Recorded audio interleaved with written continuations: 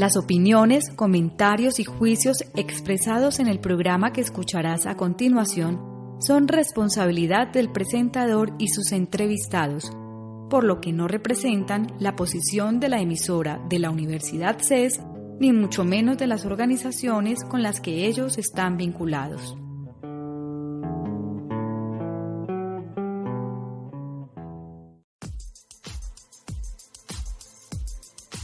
Las entrevistas, los debates, la opinión y toda la actualidad jurídica la puedes escuchar en Voces del Derecho. Programa realizado por la Facultad de Derecho de la Universidad CES y su emisora CES Radio.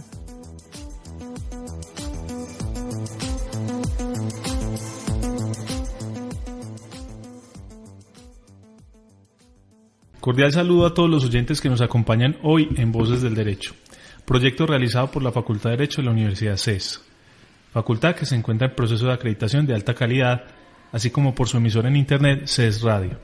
Mi nombre es José David Arenas, docente de esta universidad, y es un placer compartir este espacio con ustedes. En el programa presentaremos pensamientos y resultados de investigaciones sobre problemas jurídicos. Voces del Derecho se transmite todos los lunes a las 8 de la mañana por CES Radio, y no sería viable su realización sin la valiosa ayuda de la Oficina de Proyección Corporativa de la Universidad, por lo que agradecemos especialmente a David Bentham y a Adriano Toro. Si desean escuchar el programa fuera de la hora indicada, ingresen a los archivos de audio que están alojados en la página de la emisora, radio.ces.edu.co. Recuerdo a todos nuestros oyentes que a través de las redes sociales también pueden participar en el programa. En Facebook pueden buscarnos como CES Radio y en Twitter seguir la cuenta @ces_radio. En estos espacios pueden sugerirnos temáticas y participar en el tema del día. Las opiniones expresadas en el programa son enteramente personales de los invitados, así como de su entrevistador, y no constituyen línea institucional de la Universidad CES o de las empresas a las que se encuentran vinculados los invitados. El día de hoy abordaremos como temática el marco jurídico para la paz y la negociación del conflicto en Colombia. Para ello tenemos en calidad de coentrevistadora a la abogada egresada de la Facultad de Derecho de la Universidad CES y actual directora ejecutiva del Colegio de Abogados de Medellín, la doctora Ana María Torres. Doctora Ana María, bienvenida. Muchísimas gracias. Un cordial saludo para todos los oyentes. Igualmente, y con el propósito de ser entrevistada, tenemos hoy nuevamente invitada a la doctora Clara María Mira González. La doctora Clara María Mira González es abogada de la Universidad de AFIT, es especialista en estudios internacionales de la Universidad de Antioquia, es especialista en gerencia de la seguridad social de la Universidad CES, es magíster en ciencias políticas de la Universidad de Antioquia, es docente vinculada a la Universidad CES en su Facultad de Derecho e igualmente es docente de cátedra en la Universidad de Antioquia. Doctora Clara María, bienvenida. Gracias, José. Pues otra vez acá, y muy rico compartir con ustedes pues resultados de investigación y poder pues hablar un poco del conflicto armado en Colombia. Doctora Clara, nosotros hemos entendido que usted recientemente produjo un resultado de investigación a través de un artículo publicable que me imagino que está en proceso de publicación, por lo que la felicito, en torno a este problema que vamos a tratar el día de hoy. Entonces muchas de esas preguntas van a gravitar sobre su investigación y quisiera pues iniciar preguntándole ¿cuál es el contexto actual de la negociación del conflicto armado en Colombia? Bueno, José, pues en este momento la Corte Constitucional pues se acaba, digámoslo así, de pronunciar realmente, porque no hace mucho lo hizo, alrededor de el fast track en el tema de los acuerdos de La Habana. Decidió la Corte Constitucional que esos acuerdos eran inconstitucionales en la medida en que pues los acuerdos violaban la propia constitución política. Esto implica, digamos, que el gobierno nacional tenga que buscar una estrategia diferente a la de la aprobación de los acuerdos por vía, digámoslo así, de acto legislativo para poder llevarlos al bloque de constitucionalidad. Y pues anteriormente, que yo creo que todos lo sabemos, pero es importante como devolvernos un poquitico en el tiempo, se habían firmado pues los acuerdos entre las FARC, Fuerzas Armadas Revolucionarias de Colombia y el Gobierno Nacional, y se había solicitado en un plebiscito que convoca al Gobierno Nacional el pronunciamiento alrededor de estos acuerdos, incluso por una solicitud que pues está incluida dentro de la sentencia de la Corte del Marco Jurídico para la Paz, una solicitud, una obligación, digámoslo así, del Gobierno Nacional de hacer este tipo de consulta, y en el plebiscito del 2 de octubre se habían manifestado la mitad más uno pues de los votantes, en el sentido de no aprobar esos acuerdos, de no aprobar las disposiciones del gobierno nacional que se habían, digamos, realizado en la negociación del conflicto con las Fuerzas Armadas Revolucionarias de Colombia. Esto ha hecho, pues, digamos, que el panorama hoy de negociación del conflicto realmente, pues, sea un panorama bien difícil y, pues, más allá, digamos, del tema político, pues, hay varias consideraciones que había que hacer desde el punto de vista del derecho, porque, pues, yo podría hablar desde el punto de vista político, pero creo que nos importa más hablar desde el punto de vista del derecho, ¿sí? Muy bien. La doctora Ana María desea realizar una pregunta. Bueno, de acuerdo a lo anterior, ¿qué tensiones existen entre el marco jurídico para la paz presentado por el Gobierno Nacional para llevar a cabo el acuerdo con las FARC y el derecho internacional público? Muy bien, pues muchas gracias, Ana, por esa pregunta, porque yo creo que esa pregunta toca un punto que es bien interesante alrededor del tema de las fuentes del derecho y del bloque de constitucionalidad en Colombia. Para aclarar un poquito a los oyentes del programa, el bloque de constitucionalidad en Colombia son una serie de normas, principios que extienden la Constitución, es decir, que tienen un rango constitucional dentro de las cuales se encuentran los tratados internacionales de derecho internacional humanitario. El derecho internacional humanitario pretende, primero, regular los conflictos armados de carácter interno o internacional, digamos, de manera que esos conflictos armados tengan unos límites en la forma de hacer la guerra, pero también tiene normas dentro de estos tratados internacionales y convenciones internacionales para la negociación de conflictos armados, tanto de carácter internacional como no internacional. Una de esas normas es la Convención de Ginebra. La Convención de Ginebra nos habla, pues, y tiene disposiciones alrededor de el tratamiento de las víctimas dentro del conflicto armado interno. Y en esa Convención de Ginebra, pues, hay un protocolo, que es el segundo protocolo, donde se dispone cuál es la forma en la que se deben terminar los conflictos armados de carácter no internacional. Y en esa forma de terminación de los conflictos armados de carácter no internacional, la Convención de Ginebra establece una obligación interesante, que dice que los gobiernos de los estados del mundo en donde haya conflictos armados de carácter no internacional deberán procurar, dice así, procurar por negociar dichos conflictos bajo las figuras de amnistías e indultos por hechos de conflictos. Bueno, con esta norma internacional, digamos que tenemos un primer parámetro de negociación de conflictos que, entre otras cosas, pues según el artículo 93 de la propia Constitución Política, quedaría incorporada en el bloque de constitucionalidad una vez el gobierno, el Congreso, lo ratifica, que lo hizo pues en el año, más o menos, en el año 95 aproximadamente. Esa norma internacional, pues de entrada, en el artículo yo lo señalo, tiene una contradicción muy interesante frente a las normas internas de la regulación del conflicto armado en Colombia. ¿En qué sentido? En que, digamos, que cada que se realiza en Colombia un acuerdo para negociar un conflicto, digamos, desde el año más o menos 80 con la presidencia de Belisario Betancur, pero también pues en el año de 1998 aproximadamente, cuando se empieza todo el diálogo de negociación de conflictos con el gobierno Andrés Pastrana, y posteriormente, digamos, todas las normas internacionales que han sido aprobadas en Colombia para el tratamiento del actor armado y particularmente para el tratamiento del terrorismo en el gobierno de Álvaro Uribe Vélez, se ha ido construyendo una línea bien interesante sobre negociación de conflicto armado interno en materia, digamos, del el delito político. ¿Qué es el delito político? Es una figura del derecho que permite conceder esta amnistía de indulto, pero solo frente a esos delitos que tienen un carácter especial, y es que tiene una connotación política. El carácter especial de la connotación política del delito tiene que ver con dos puntos importantísimos que de hecho están incluidos dentro de la legislación penal, y es que el actor armado persiga un fin altruista dentro de ese conflicto armado que está desarrollando, pero adicionalmente que efectivamente este actor contradiga el régimen legal vigente, es decir, que el delito político solo es político en la medida en que existe una contradicción con el Estado y el orden vigente que este actor armado está, digamos, atacando.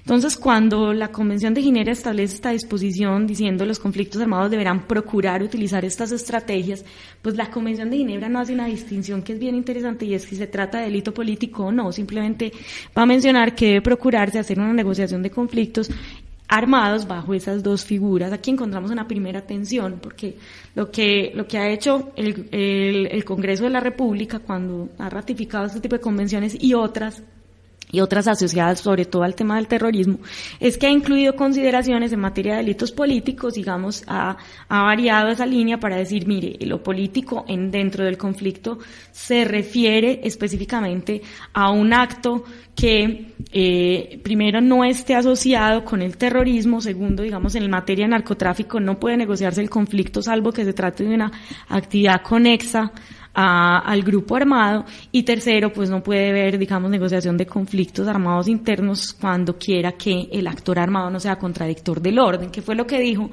de hecho, una de las sentencias de la Corte Suprema de Justicia frente a la Ley 795 de negociación con el paramilitarismo, para no conceder estatus político en esa negociación y ni amnistías ni indultos a los paramilitares.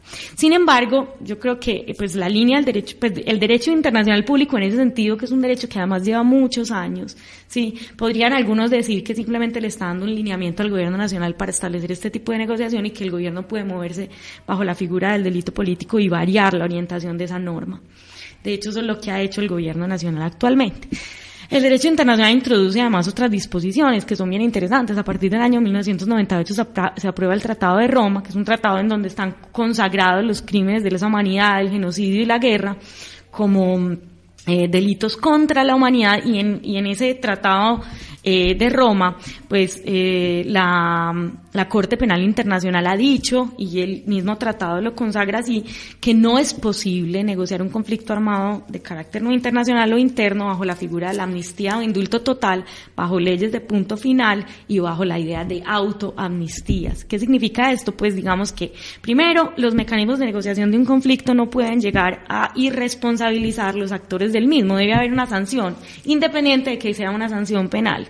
Lo segundo es que no puede haber leyes de punto final, en el sentido de que yo no puedo decir que efectivamente voy a perdonar y a olvidar los delitos sin ningún tipo de reparación, y lo tercero, es que no puedo autoamnistiar, y en ese sentido no le puedo decir a mis propias fuerzas armadas dentro del gobierno que les voy a olvidar y a perdonar esos delitos. Entonces, este escenario del Tratado de Roma tiene propiamente una contradicción también con el Convenio de Ginebra, porque pues digamos que lo que está diciendo es que ni la amnistía del indulto va a permitir una negociación de conflictos armados de carácter no internacional, porque no es posible esa no reparación. Esto tiene un sentido, ¿por qué? Pues porque cuando empieza toda la ola de la justicia transicional, que es posterior a las dictaduras en América Latina, digamos que lo que va a pasar en el escenario internacional es que la víctima se pone en un primer plano.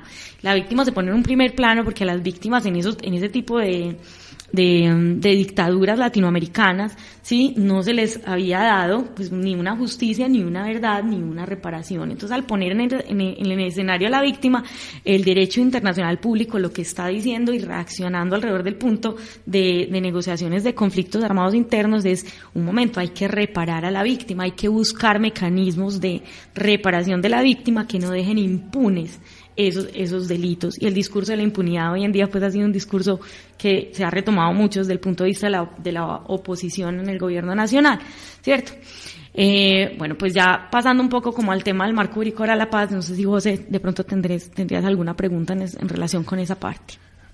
Digamos, lo que más son angustias de la operatividad, de cómo estamos en un proceso ya de implementación de acuerdos, donde ya incluso estamos hablando de dejación de armas, se están realizando entregas o dejaciones de armas por parte de las FARC, pero surgen dudas si es, en últimas, este acuerdo que el gobierno colombiano, digamos, ha hecho una apuesta política absoluta de él, digamos, gastó su capital político en este acuerdo, siendo claros, porque de cara a unas elecciones presidenciales futuras, todo este proceso ha significado también un costo para la unidad nacional y los partidos que han apoyado al gobierno en el proceso de negociación y ahora de implementación. Y con lo que tú manifiestas, Clara, me surge la duda, y existe entonces una seria posibilidad de que pase en Colombia que cortes extranjeras, o más bien una corte internacional, ¿cierto?, llame a juicio a miembros de estos grupos y también a nuestros militares eventualmente por estas circunstancias del conflicto. ¿Tú ves eso como una posibilidad seria? Es una posibilidad. Decir que sea una posibilidad seria es muy difícil, pues, porque eventualmente el riesgo existe, pero hay que valorar dos puntos que son interesantísimos frente a la competencia de la Corte Penal Internacional. La Corte puede iniciar un proceso penal siempre y cuando encuentre que el gobierno dentro del Estado, que se procesa, digámoslo así, sobre todo en particular frente al crimen cometido, digamos que no es al Estado, porque en derecho penal internacional el proceso no es contra el Estado, sino contra el individuo que ha cometido ese tipo de delitos, pero el juez internacional de la Corte Penal Internacional tendría que valorar dos puntos para poder admitir una denuncia. Uno de esos puntos es que ese gobierno no haya querido juzgar, o que ese gobierno no haya podido juzgar. Y frente a esos puntos, pues están varias consideraciones en relación con, uno, las dilataciones injustificadas del proceso, el no acceso a la administración de justicia, las amnistías totales en materia de negociaciones de conflictos, ¿sí? Y de otro lado también el hecho de que existan serios indicios de que ese gobierno, dentro de los crímenes de lesa humanidad, de genocidio y de guerra, pues no haya querido realmente iniciar investigaciones y haya dejado, digamos, el proceso en entredicho. ¿Qué pasa, digamos, con esa competencia hoy en día? Pues que hay que valorarla siempre en contextos. El caso colombiano, pues ha dicho, de hecho, Cayambos, que fue uno de los redactores del Tratado de Roma y asesor, pues, del gobierno alemán en la Corte Penal Internacional, que en Colombia, pues el funcionamiento de las cortes, inclusive internas, ¿sí?, no da indicio para que exista realmente una ausencia de responsabilidad en los procesos de negociación de conflictos. ¿Por qué? Porque, de hecho, primero, no existe realmente una inacción del Estado, pues según lo que él ha manifestado, y que como no existe una inacción del Estado, no encuentra muy probable que pueda existir, por lo menos en el proceso contra los paramilitares, frente a lo que dijo en el año 2008 aproximadamente, no habría posibilidad de procesar. ¿Qué hay que valorar? Hay que valorar esos factores. Bueno, y lo primero que habría que decir, José, y yo creo que es muy importante, es que la competencia de la Corte Penal Internacional es una competencia muchísimo más subjetiva, y es decir, valorativa, en relación con la competencia, por ejemplo, de la Corte Interamericana de Derechos Humanos, donde los factores de competencia son muchísimo más claros jurisprudencialmente que los factores de competencia que tiene la propia Corte Penal Internacional. Es una valoración, digamos, el no poder o el no querer, sí, que de hecho pues está incluida como causal de admisión de denuncia, es bien difícil de establecer desde el punto de vista del derecho. Existe un riesgo realmente en ese sentido. Clara, ¿y qué dijo la Corte Constitucional inicialmente frente al marco jurídico para la paz, frente a la sustitución de la Constitución, y qué dice ahora?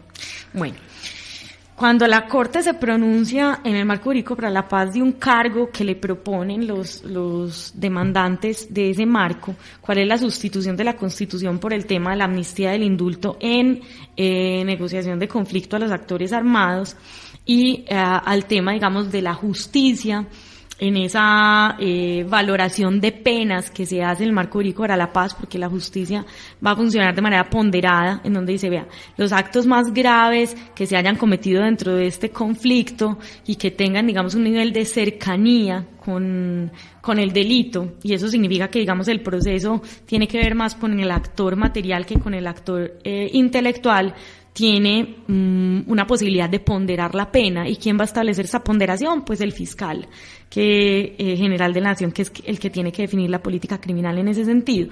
Pero desde otro punto de vista, también dice el marco jurídico para la paz que pues no se podrán ni amnistiar ni indultar los crímenes de lesa humanidad, dentro de los cuales pues están incluidos pues genocidio, guerra, ¿cierto?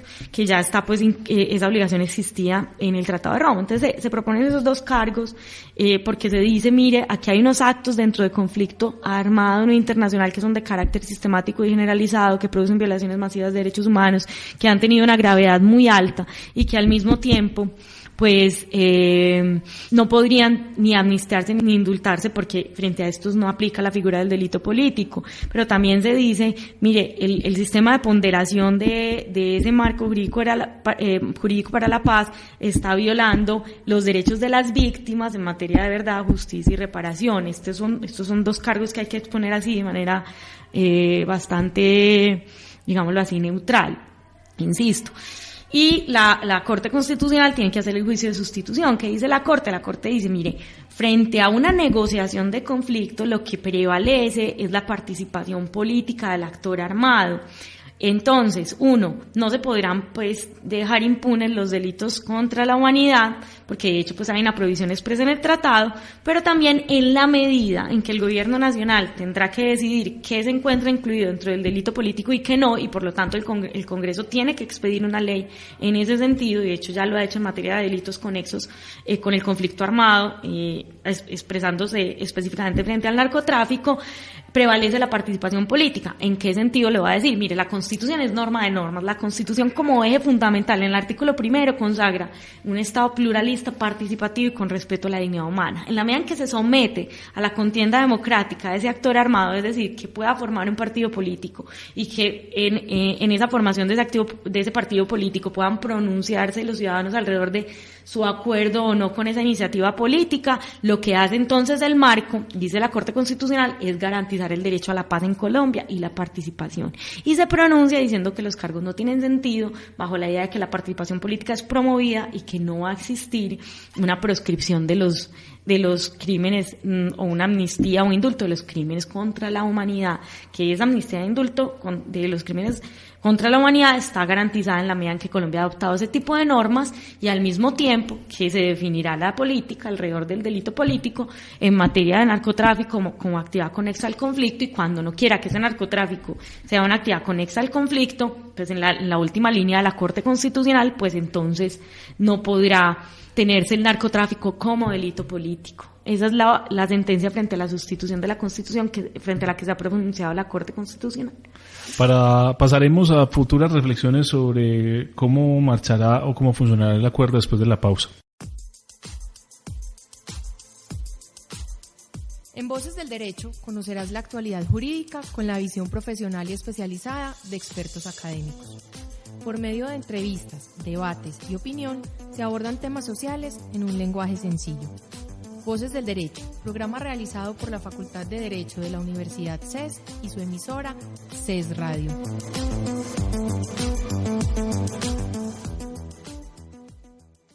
Retomando desde la pausa y con base en lo que ahora nos contabas, Clara, pues ya también hay que hacer es una mirada futura, ¿cierto? Y la mirada futura es, hacerse la pregunta es cómo va a funcionar el acuerdo llevado a cabo con las FARC y el gobierno nacional en términos de justicia transicional. En este sentido, de verdad, de justicia y de reparación.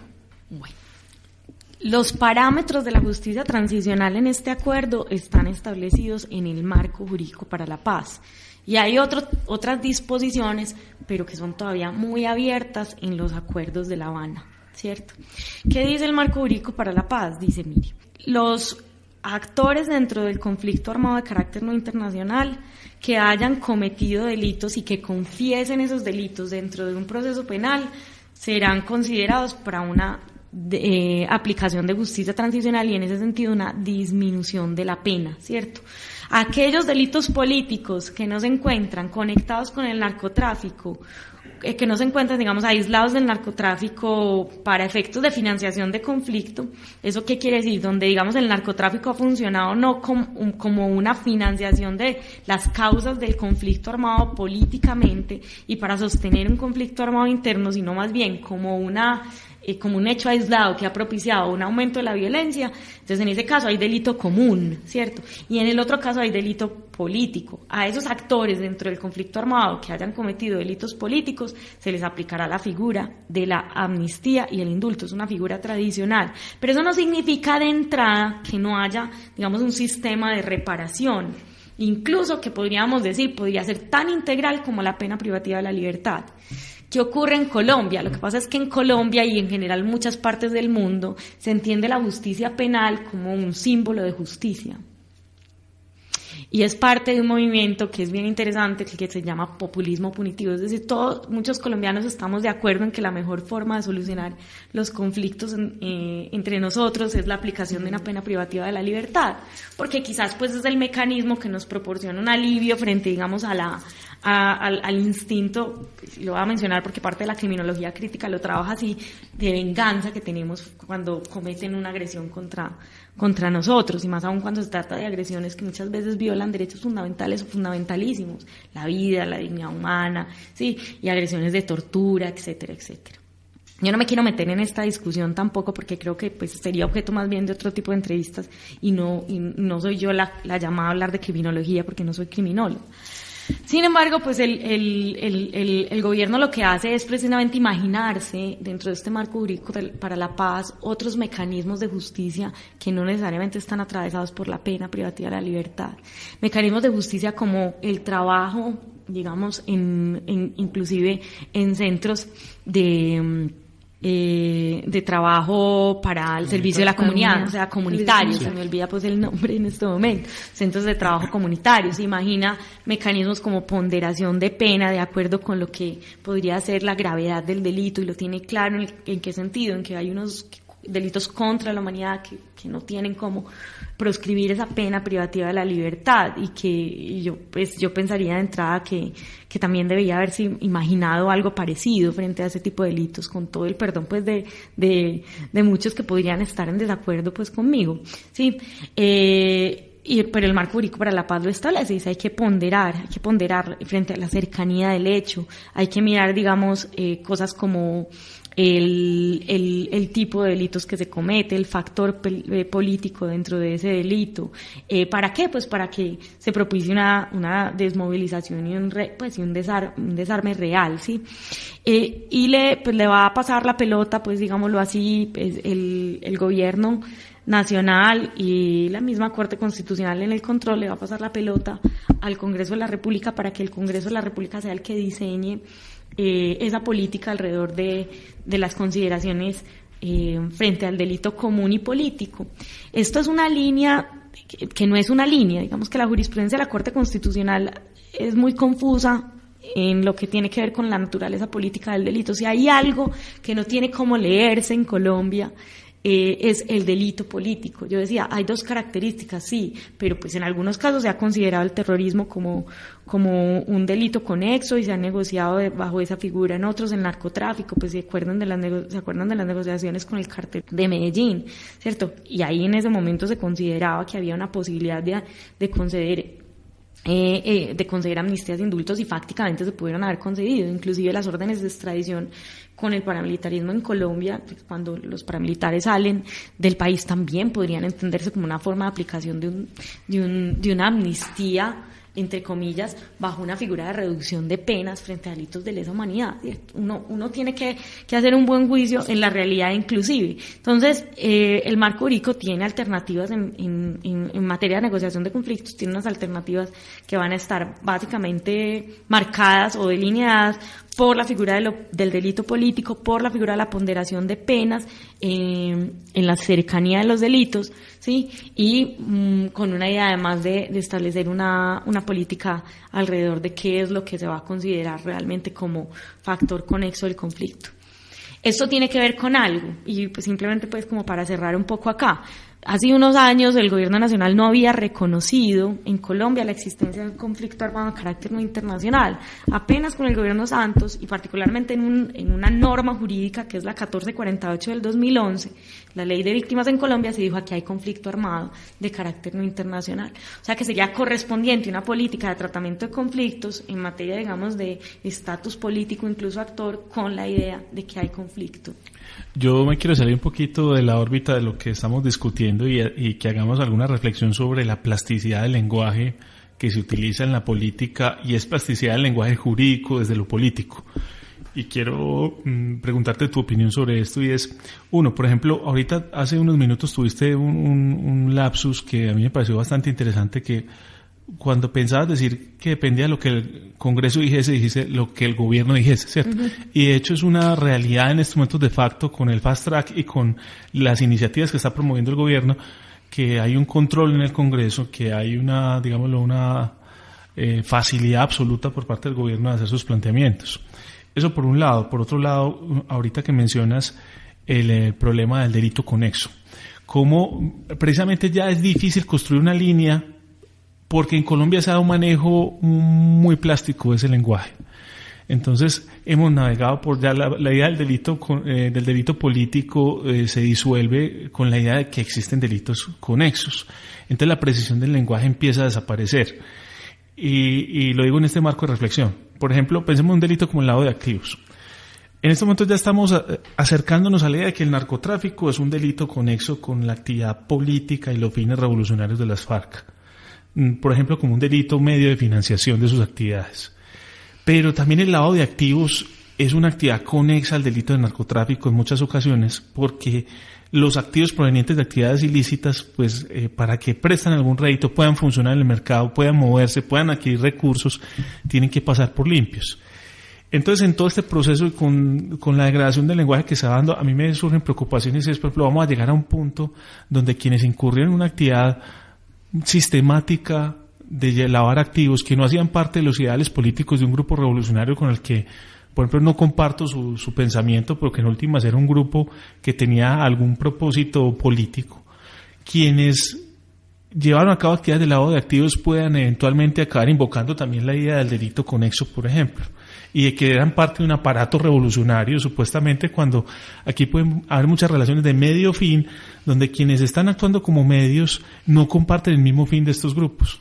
Entonces va a acabar ocurriendo quizás una situación bastante desagradable, como quizás la que tuvimos en un momento dado con el proceso de Justicia y Paz, donde muchos narcotraficantes se permearon como paramilitares, y ahora podría pasar que muchas personas que hacen parte de un aparato de ilícitos, que no comparten ideales o fines políticos, acaben dentro de un proceso de justicia restaurativa o acaben de alguna forma beneficiados por todo este procedimiento. Entonces yo quisiéramos alguna reflexión. ¿Qué es lo que está pasando con el lenguaje jurídico desde lo político? El lenguaje jurídico jamás será un lenguaje que traduzca lo que la guerra en Colombia ha mostrado, José. Y yo pienso que eso tiene que ver con esto, y voy a decirlo con toda la tranquilidad del mundo. El conflicto armado de carácter no internacional en Colombia o conflicto armado interno no supone los requisitos que el derecho internacional público establece para efectos de hablar de un conflicto armado de carácter no internacional. Explico, Colombia no tiene cómo traducir en su conflicto armado no internacional el enfrentamiento única y exclusivamente de grupos armados contra el Estado o de grupos armados entre sí. ¿Por qué? Porque nuestro conflicto es un conflicto que opera con bandas criminales, con delitos comunes asociados y, en ese sentido, lavado de activos y narcotráfico como lo que se ha considerado desde el derecho internacional acto u hecho aislado de violencia, que examinado desde el punto de vista de la sociología y de la ciencia política no tiene cómo entenderse como un hecho aislado. Le pongo un ejemplo simplemente. Bandas criminales, ¿sí?, como la Terraza o los Urabeños han financiado el conflicto armado en Colombia, ¿sí? Si usted se pone a examinar esos actos dentro de ese conflicto, ¿es posible entender que hay un hecho conexo o no? ¿Podría el derecho dar alguna respuesta allí? Y esa es una angustia, o sea, podemos acabar en una situación donde estructuras como bandas criminales, incluso criminales de cuello blanco que lavan activos, acaben invocando esta jurisdicción especial para la paz, o acaben en estos procesos de esta justicia distinta, que no es una justicia retributiva, que, como tú lo decías, no es una justicia de populismo punitivo ni de venganza. Pero en últimas, ¿cuál va a ser el límite de esto? O sea, me preocupa bastante el tema, y como tú bien lo has señalado, no hay una línea clara en este momento frente a lo que es delito político.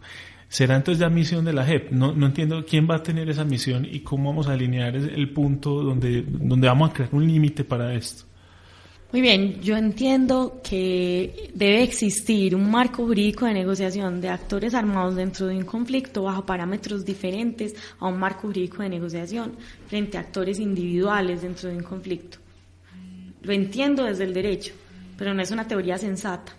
¿Por qué no es una teoría sensata? Porque de alguna manera lo que se entiende como delito común en Colombia no es un hecho aislado de violencia, sino también un hecho político. La respuesta a la pregunta que me estás haciendo es la siguiente. Habría que sentarse también a negociar en ese punto, con un marco, ojalá, parecido. Sí, sin ánimo de entrar en debate, sino desde el punto de vista de una reflexión, yo quedo de todos modos con esta angustia. En estos momentos hay muchos opositores, incluso desde el gobierno, a la idea de una despenalización para buscar solucionar el gran problema carcelario que tenemos. Tenemos un hacinamiento horrible que está vulnerando derechos humanos de personas que están en estos momentos privadas de la libertad. Muchos, la gran mayoría de ellos, delincuentes comunes. Y aún así, digámoslo, si uno no ve mirar el delito como algo aislado, tenemos también que mirar toda la estructura social y mirar qué estamos haciendo con nuestro sistema punitivo en general. Me parece muy curioso que esta reflexión te haya llevado a ti en un momento dado a pensar en criminología, y a mí me lleva a pensarlo también en este momento, porque es que es un problema que no solo abarcaría el tema del conflicto colombiano, sino qué estamos haciendo desde la criminología con unas cárceles súper hacinadas. Tenemos un problema de populismo punitivo real, porque cada vez que ocurre algún hecho de impacto mediático, creamos un tipo penal y elevamos las condenas. Tenemos un sistema carcelario que no resiste en este momento de la ocupación. Tenemos los sitios de detención con detenidos copando esos sitios de detención. Tenemos vencimientos de términos en audiencias de tipo penal. Y cuando se habla de una ley de jubileo o se habla de una despenalización, de inmediato salen voces a decir no, esto no debe ser así, esto va a generar un peligro, va a haber de inmediato la libertad de un número grande de personas. Pero ¿qué estamos haciendo, por ejemplo, en el proceso de paz? Estamos entendiendo que tenemos una estructura social muy compleja, que hay que dar una justicia distinta, y lo hacemos con un grupo que cometió actos, para muchos, lo digo pues para no entrar en una discusión política, para muchos terroristas, para muchos otros actos de criminalidad barbáricos. Pero el punto es, si podemos llegar a ese entendimiento, ¿por qué no hacemos una revisión completa de nuestro sistema punitivo? No solo desde tipificar, sino también hasta del sancionar. Llega hasta esa fase. En estos momentos tenemos la crisis carcelaria, pienso, más grande de la historia, y no estamos haciendo nada para resolverla. Cuando salen voces de hacer jubileo, de vamos a despenalizar, de inmediato hay opositores sin soluciones efectivas. ¿Sí será que estamos manejando el sistema penal bien? Yo pienso que no podemos dar esa reflexión que tú misma trajiste en el aire. Yo pienso que el problema no solo es en el caso de la delincuencia individual de quienes hayan colaborado indirectamente con las FARC sin compartir el fin, sino también que tenemos que buscar soluciones punitivas efectivas ante toda la delincuencia en Colombia, porque las que tenemos no están funcionando. Claro, José, yo pienso que en Colombia habría que renegociar el orden en materia punitiva sobre todo. Ese orden en materia punitiva nos dice algo que es muy importante en teoría política, sobre todo aquellos que examinan pues el Estado colombiano en sus características, soberanía, el derecho, la población y el territorio. Y es el Estado colombiano durante décadas no pudo mantener esos elementos. Se fueron formando órdenes alternos que competían con ese orden, y esa aprehensión cultural del orden que tienen los ciudadanos colombianos en valores que podrían ser considerados como antivalores, sin embargo, es parte de esa cultura.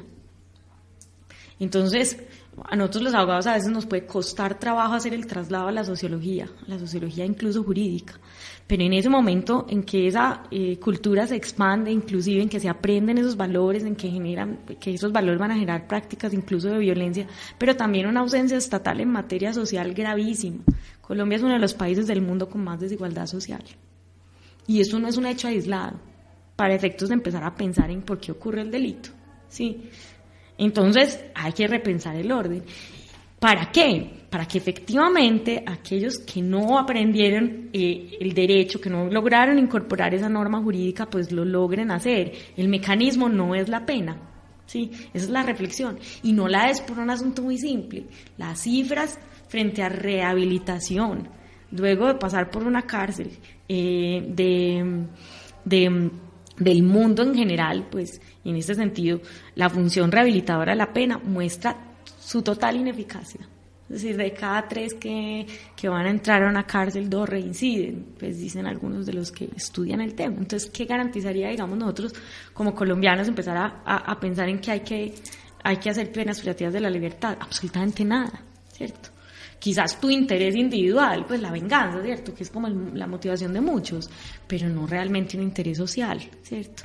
Con esta reflexión vamos a una pausa. En Voces del Derecho conocerás la actualidad jurídica con la visión profesional y especializada de expertos académicos. Por medio de entrevistas, debates y opinión, se abordan temas sociales en un lenguaje sencillo. Voces del Derecho, programa realizado por la Facultad de Derecho de la Universidad CES y su emisora CES Radio.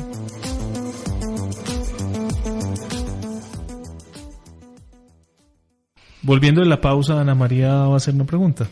Bueno, Clara, y frente a los impedimentos, ¿existe algún impedimento en materia de derecho internacional o en particular el Tratado de Roma y las sentencias internacionales para llevar a cabo la negociación del conflicto bajo la figura de amnistía y el indulto? Sí, de hecho ya habíamos hablado un poquitico de este tema, pues del Tratado de Roma y algunas de las sentencias de la Corte Penal Internacional prohíben la figura de la autoamnistía, las leyes de punto final y las amnistías de indultos totales, pero también hay algunas sentencias de la Corte Interamericana de Derechos Humanos, en el caso Barrios Altos versus Perú, donde la Corte Interamericana ha dicho no es posible negociar un conflicto armado de carácter no internacional bajo esa idea de la amnistía o el indulto total. Sí, es muy importante tener en cuenta que las amnistías y los indultos totales suponen una no reparación, pero que hay una figura que, entre otras cosas, pues la menciona un profesor de Bogotá, se llama Iván Orozco Abad, que me parece muy interesante la reflexión que hace el profesor en ese sentido, que es la de la amnistía condicionada. Es decir, yo sí puedo perdonar, pero perdonar con reparaciones, ¿cierto? Y eso es quizás lo que en Colombia tendríamos que pensarlo, pues en el marco jurídico están establecidos algunos mecanismos de reparación con el perdón. Vuelvo e insisto, aquí no va a haber, digamos, una amnistía total, por lo menos como está formulado allí en el marco.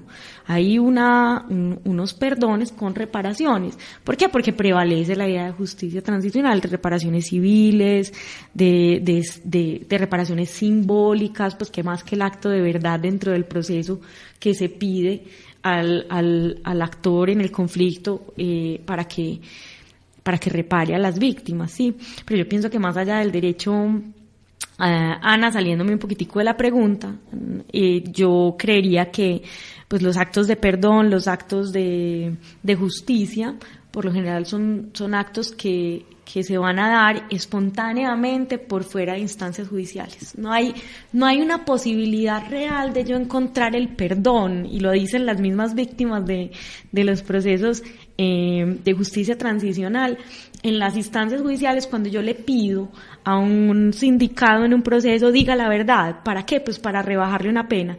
Pues no se dice la verdad muchas veces de manera espontánea, ¿cierto? No es el proceso el que garantice la verdad. Lo que ocurre en la gran mayoría de los casos, pues que por lo menos hasta donde uno los conoce, lo que ha leído, inclusive en algunos de los libros que hablan de perdonar lo imperdonable, pues por ejemplo de Claudio Palacio, es espontáneo, ¿cierto? El perdón es un acto espontáneo. Es un acto espontáneo que depende de el que causó el daño, sí, por decirlo así, el victimario, y también de la recepción de la víctima. Entonces, pues inclusive es hasta impensable hablar de perdón cuando la víctima no recepciona o cuando quien está pidiendo perdón pues no lo hace de manera sensata. Para concluir el programa y en relación a los productos de sus investigaciones, yo creo que de aquí pueden salir incluso conclusiones para otros conflictos no internacionales, no solo el colombiano, porque el caso colombiano se va a volver, como recientemente lo dijo el expresidente uruguayo, un laboratorio de paz en el mundo. Entonces, quizás nosotros seamos un caso de referencia a futuro. Y yo quisiera saber desde tu perspectiva, Clara, ¿cuál sería una propuesta alternativa para evitar las tensiones entre el derecho internacional y el derecho interno en la negociación de un conflicto? Mira, la propuesta realmente alternativa en este sentido es empezar a operar con las figuras de amnistías e indultos condicionados, ¿sí?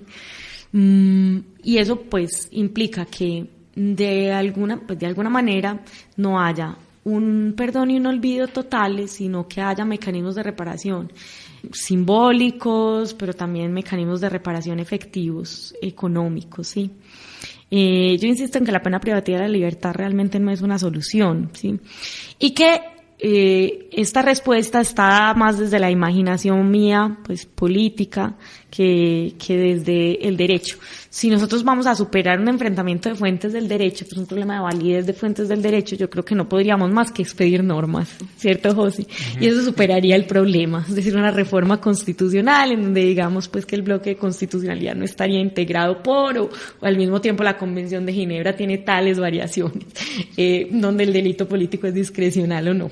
Eso sería pues una posibilidad pues formal de solucionar este problema de enfrentamiento de normas, pero más allá de las posibilidades formales de enfrentamiento de normas, yo creo que los procesos políticos de negociaciones pasan precisamente por salidas políticas. Entonces allí es donde yo propondría este tipo de mecanismos y allí hay un marco que los permite, ¿cierto?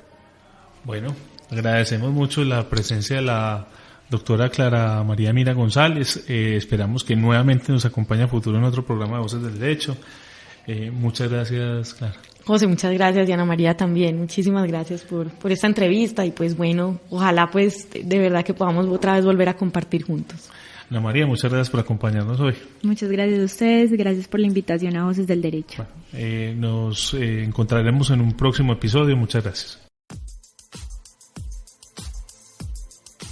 Las entrevistas, los debates, la opinión y toda la actualidad jurídica la puedes escuchar en Voces del Derecho.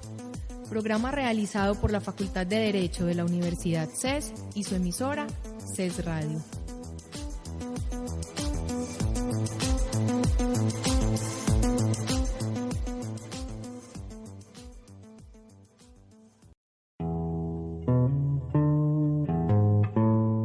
Si te perdiste alguna de las emisiones en línea de esta semana, puedes escucharlas una vez más en nuestra programación, el domingo o en nuestros archivos de audio ingresando a nuestro sitio web radio.ces.edu.co.